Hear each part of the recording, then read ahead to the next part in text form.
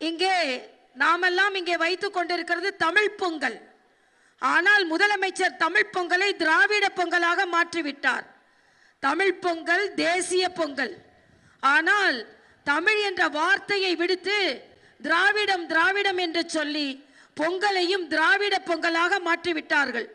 ஆனால் உண்மையிலேயே தமிழுக்கு பெருமை சேர்க்கின்ற ஒரு கட்சி இருக்கிறது என்றால் அது பாரதிய ஜனதா கட்சி தான்.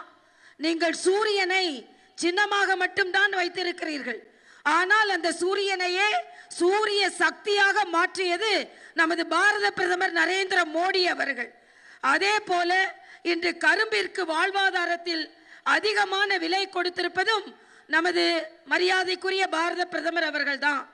கரும்பு சக்கையில் இருந்து சர்க்கரை மட்டுமல்லாமல் எத்தனால் போன்றவரை எடுத்து அது சக்திக்கு ஏற்படுத்துவதற்கு உதவி செய்வதும் அந்த வழிமுறையை பாரத தேசத்தில் அதிகமாக பயன்படுத்தி கொண்டிருப்பதும் நமது பாரத பிரதமர் அவர்கள்தான்.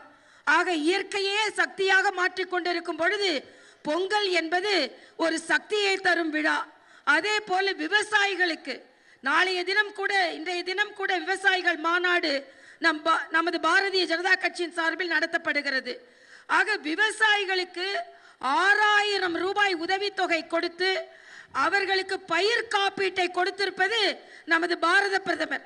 எல்லோரும் கடன் அட்டை வைத்திருப்பார்கள், மண் வள அட்டை கொடுத்தது நமது பாரத பிரதமர் நரேந்திர மோடி அவர்கள். ஆக இந்த பச்சை துண்டை ஒரு விவசாயியாக போடுவதற்கு முழு உரிமை படைத்தவர் நமது பாரத பிரதமர் நரேந்திர மோடி அவர்கள்.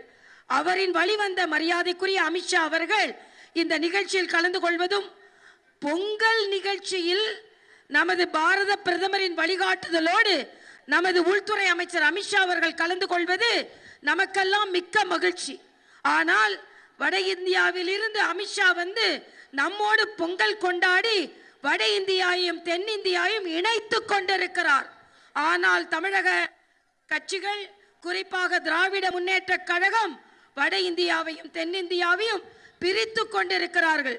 சகோதரத்துவத்தை கொலை செய்து கொண்டிருக்கிறார்கள்.